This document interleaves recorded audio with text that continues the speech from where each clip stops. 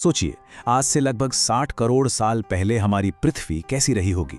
एक बिल्कुल अलग दुनिया, जहां विशाल प्राचीन पहाड़ एक बंजर जमीन पर खड़े थे, इतने विशाल कि आज हम जैसा कुछ भी जानते हैं उससे कहीं ज्यादा बड़े थे। जब हम विशाल पहाड़ों की कल्पना करते हैं तो शायद सबसे पहले हिमालय का ख्याल आता है ना? लेकिन जब हम इन प्राचीन दिग्गजों की बात करते हैं तो भूवैज्ञानिक रिकॉर्ड हमें कुछ और ही बताता है। वो मानो फुसफुसाकर कहता है, नहीं, ये बहुत छोटा है। ये थे सुपर माउंटेन्स, हिमालय जितने ही ऊंचे लेकिन लंबाई में लगभग 4 गुना ज्यादा।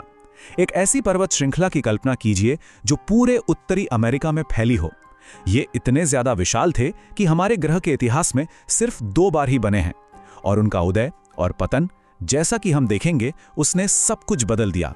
तो यहाँ एक बहुत बड़ा सवाल उठता है, क्या ये मुमकिन है कि इन पहाड़ों का बनना और उससे भी ज्यादा जरूरी उनका विनाशकारी अंत ही इस ग्रह पर जटिल जीवन के अस्तित्व की वजह है? क्या हमारा अस्तित्व ही इन खोए हुए दिग्गजों की धूल की देन है? तो फिर हम उन पहाड़ों के बारे में जानते कैसे हैं जो लाखों सालों से गायब हैं? खैर, इसका जवाब एक अविश्वसनीय वैज्ञानिक जासूसी में छिपा है, जो धूल के छोटे छोटे कणों से शुरू होती है। ये कहानी शुरू होती है साल 2006 में, जब दुनिया भर के जियोलॉजिस्ट की एक टीम ने कुछ अजीब नोटिस किया। वे दुनिया भर से इकट्ठा की गई प्राचीन तलछट का अध्ययन कर रहे थे और कुछ तो था जो ठीक नहीं लग रहा था। उनका ध्यान खास तौर पर जिरकॉन नाम के छोटे छोटे क्रिस्टल्स पर था। जिरकॉन को आप धरती का अल्टीमेट टाइम कैप्सूल समझ सकते हैं। यह अविश्वसनीय रूप से टिकाऊ है, अरबों साल तक बना रहता है और अपने अंदर उस समय के रासायनिक राज छिपाए रखता है जब यह बना था। जिरकॉन में एक घड़ी भी होती है। इसमें थोड़ी मात्रा में यूरेनियम होता है, जो एक तय और स्थिर दर पर लेड में बदलता रहता है। तो यूरेनियम और लेड के अनुपात को मापकर वैज्ञानिक हर एक जिरकॉन कण की सटीक उम्र का पता लगा सकते हैं। और जब उन्होंने डेटा को देखा तो कुछ हैरान करने वाला सामने आया। ऑस्ट्रेलिया, अफ्रीका, अंटार्कटिका से लिए गए जिरकॉन, जो महाद्वीप लाखों सालों से अलग हो चुके थे, उन सभी में एक जैसे उम्र के पैटर्न थे। ये एक जियोलॉजिकल फिंगरप्रिंट की तरह था, जो एक ही विशाल प्राचीन स्रोत की ओर इशारा कर रहा था। लेकिन ऐसा कौन सा स्रोत हो सकता है जो इतने बड़े भौगोलिक क्षेत्र में अपनी छाप छोड़ सके? ये छोटे छोटे सुराग एक ही नतीजे की ओर इशारा कर रहे थे, एक सुपर माउंटेन।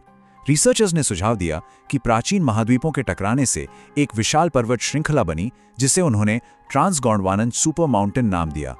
इन खोए हुए पहाड़ों को ढूंढ निकालना अपने आप में एक कमाल की उपलब्धि थी, लेकिन इससे एक और भी बड़ा और क्रांतिकारी विचार सामने आया। क्या इन पहाड़ों ने सिर्फ जमीन के नक्शे को ही नहीं बदला था, बल्कि जीवन के पूरे सफर को भी एक नया मोड़ दिया था?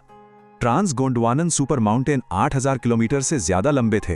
यह दिल्ली से मॉस्को तक की दूरी से भी ज्यादा है। जब इतने विशाल पहाड़ धीरे धीरे नष्ट होते हैं तो वे भारी मात्रा में चट्टान और तलछट को समुद्र में छोड़ते हैं। और इस मामले में कटाव एक्सट्रीम लेवल पर था। 3 शक्तिशाली ताकतों ने मिलकर काम किया। एक, उनका विशाल आकार, दूसरा, वे भूमध्य रेखा के पास थे जहां लगातार मूसलाधार बारिश होती थी, और तीसरा, उस समय जमीन पर कोई पेड़ पौधे नहीं थे जो इस हमले को धीमा कर सकें। यह एक परफेक्ट जियोलॉजिकल तूफान था। तो नतीजा, इन पहाड़ों के दोनों ओर की विशाल नदी प्रणालियां अपने साथ भारी मात्रा में तलछट बहाकर महासागरों में ले गईं। और यह कोई मामूली कीचड़ नहीं थी, यह एक शक्तिशाली उर्वरक था, एक जीवन देने वाली धूल जो हमारे ग्रह को हमेशा के लिए बदलने वाली थी। अब आते हैं सबसे हैरान करने वाली बात पर। ट्रांसगोंडवाना सुपर माउंटेन्स के बनने और नष्ट होने का समय फॉसिल रिकॉर्ड में एक घटना से पूरी तरह मेल खाता है, जिसे कैम्ब्रियन एक्सप्लोजन के रूप में जाना जाता है। पृथ्वी के इतिहास में अचानक जटिल जीवन का एक अविश्वसनीय विस्फोट। ये सिर्फ एक इत्तेफाक नहीं हो सकता। तो सवाल ये है कि क्या ये सिर्फ एक ब्रह्मांडीय संयोग था, या इसके पीछे कोई गहरा कारण और प्रभाव का रिश्ता था? क्या इन पहाड़ों ने ही जीवन के विकास की आग को हवा दी थी? शोधकर्ताओं का तर्क है कि इस सुपर माउंटेन धूल के विशाल प्रवाह ने महासागरों को आयरन, फास्फोरस और कैल्शियम जैसे जरूरी पोषक तत्वों से भर दिया। इस नई लगातार मिलती खाद्य आपूर्ति ने ज्यादा जटिल पारिस्थितिकी तंत्रों को जन्म दिया होगा, जिससे पहली बार बड़े जानवरों का विकास हो सका। कैल्शियम की प्रचुरता ने कंकालों के विकास को भी मुमकिन बनाया होगा, जो जीवन के लिए एक क्रांतिकारी नवाचार था। ये एक जबरदस्त विचार था, लेकिन विज्ञान में एक उदाहरण काफी नहीं होता। ये साबित करने के लिए कि ये सिर्फ एक संयोग नहीं था, वैज्ञानिकों को एक दोहराए जाने वाले पैटर्न की तलाश थी। क्या कोई और सुपर माउंटेन था जो किसी और बड़े जैविक उछाल के साथ मेल खाता हो? क्या इतिहास खुद को दोहराता है? एक दशक से भी ज्यादा समय बाद शोधकर्ताओं ने एक नई तकनीक का इस्तेमाल किया। उन्होंने जिरकॉन में लुटेटियम नाम के एक और तत्व की मात्रा को मापा। यहां समझने वाली बात यह है, अगर जिरकॉन बहुत ज्यादा दबाव में बनता है तो उसमें लुटेटियम का स्तर असामान्य रूप से कम होता है, और इस तरह का अत्यधिक दबाव केवल सुपर माउंटेन की गहरी जड़ों में ही पाया जा सकता है। इस नए टूल के साथ शोधकर्ताओं ने फिर से जियोलॉजिकल रिकॉर्ड की छानबीन की और उन्हें वो मिल गया जिसकी वे तलाश कर रहे थे। उन्हें सुपर माउंटेन बनने के दो अलग-अलग दौर मिले। एक तो ट्रांस गोंडवाना सुपर माउंटेन से मेल खाता था, लेकिन दूसरी पर्वत श्रृंखला विज्ञान के लिए पूरी तरह से नई थी और बहुत बहुत पुरानी थी।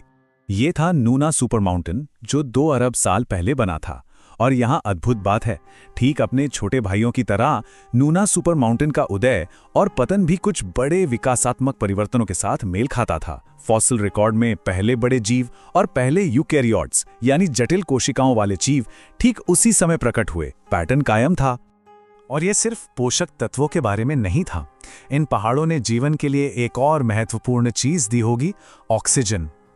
पोषक तत्वों के प्रवाह ने प्रकाश संश्लेषण करने वाले समुद्री जीवों की भारी वृद्धि को बढ़ावा दिया, जिससे वायुमंडल में अधिक ऑक्सीजन पंप हुई।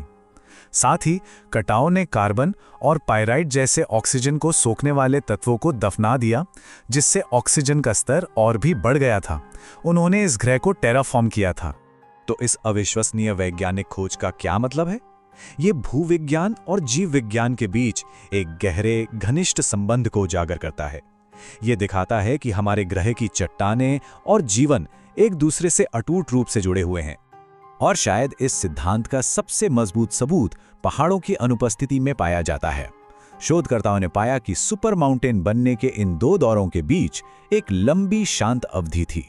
1.8 अरब साल पहले से 800 मिलियन साल पहले के बीच की इस अवधि को बोरिंग बिलियन कहा जाता है, क्योंकि जीवाश्म रिकॉर्ड में बहुत कम विकास हुआ। शायद इसलिए कि जीवन को बढ़ावा देने के लिए कोई सुपर माउंटेन नहीं थे। तो हालांकि ये अक्सर कहा जाता है कि हम तारों की धूल हैं, जो मरते हुए तारों के दिलों में बने तत्वों से बने हैं, पर एक मायने में हम सुपर माउंटेन की धूल भी हो सकते हैं। हमारे अस्तित्व की कहानी चट्टानों और जीवन के इस गहरे प्राचीन नृत्य में लिखी है।